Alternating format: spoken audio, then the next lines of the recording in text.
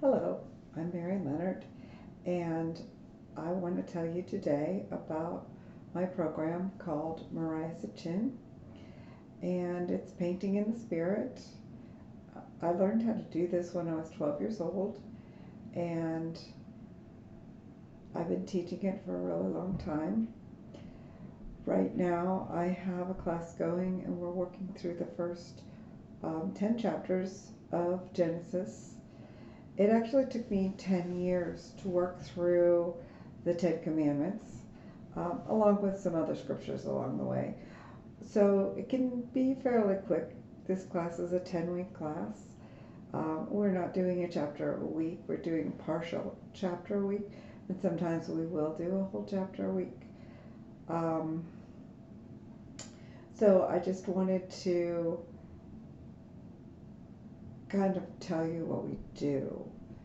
The first thing we do is welcome the Spirit to come, and the Holy Spirit is already living inside of you. It's already part of who you are, but you need to activate it. You need to call it forward, and you need to trust that activation and calling it forward works. So sometimes that takes a student or client a little while to really grasp, um, how do I get in touch? How do I know I hear him? How do I know that he's listening? How do I know what my giftings are?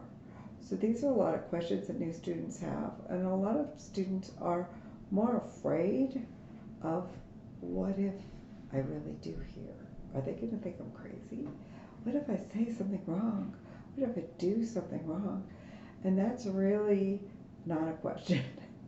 Because Holy Spirit's going to be with you. He's going to walk with you the whole way. And he's not going to let you do something wrong. Your heart is open. You're welcoming to what he has for you and what his will for you. And he's got your back. And so I think it's really fun to watch how people blossom when they let their giftings show and really come out and flow.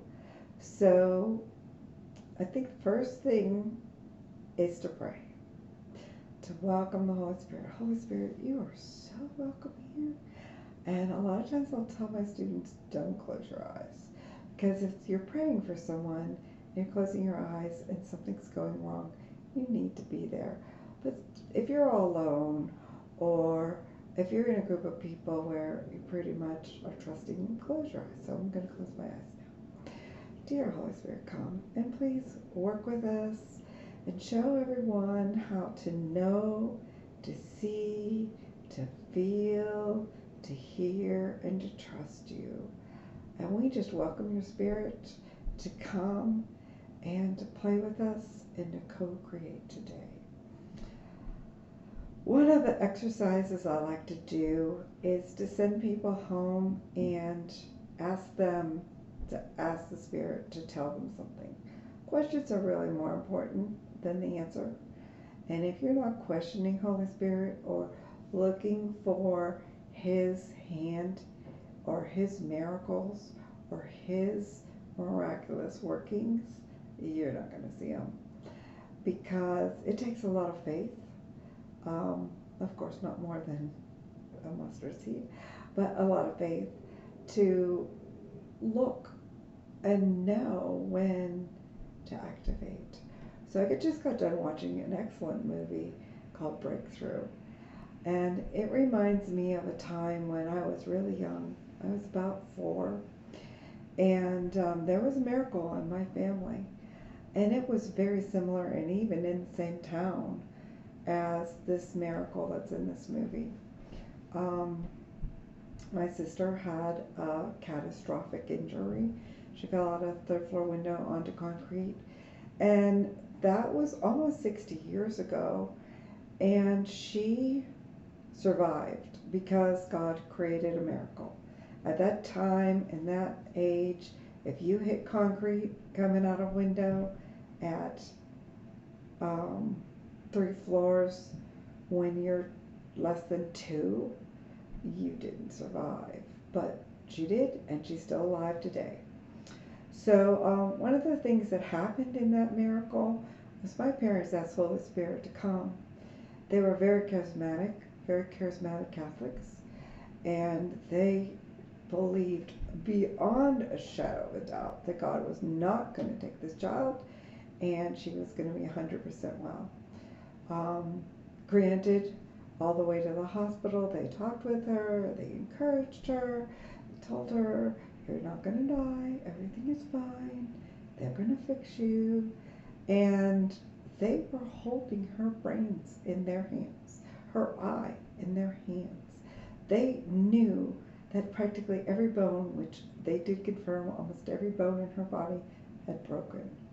It took her 6 months to fully heal her bones, but she can walk and she can talk and she can see and her brain is fine, and God created a miracle. But I have to think that not only was it my parents' total belief that this was going to happen, but it was their belief that Holy Spirit was with them right there and right then, and their belief that God would intercede, and their belief that all the people, which there was a huge amount of people praying, also had the same belief.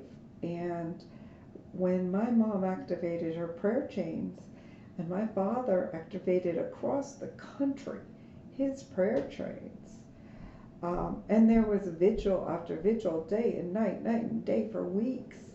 They would come to our house, we would go to the church, it was at the hospital. We weren't allowed, as I was only 4, and my other 2 siblings, one was younger and one was just younger than me. So we did not get to go to the hospital, but we did have a lot of people come pray at our home and at our church. And we actually had 2 churches. We had the cathedral and we had the basilica. And my father worked at the University of St. Louis. So there was a lot of people that were behind this miracle. And they took her to the hospital and they did everything they could. And I really think that it was God. My parents felt it was a miracle. The doctors felt it was a miracle. And she's a miracle. She's a walking miracle. And so that to me is proof that God does create miracles every single day. And it's fun to see movies like this breakthrough movie come out because it's more proof. You know, the EMT that went under the water or went in the water to capture this boy who had been in the water for 20 minutes and bring him to the hospital where his mother prayed over him and his pulse started up again. That's what Spirit does, and it does it every day in so many ways. I work down in our local prayer room, and I can't tell you how many miracles we had. Getting rid of MS, getting rid of 4th stage cancer for the 2nd time, having babies move from the fallopian tube into the uterus. We have one miracle after the next. And I know it's not just because we believe, but it is a lot because we believe. It's because we ask. We ask.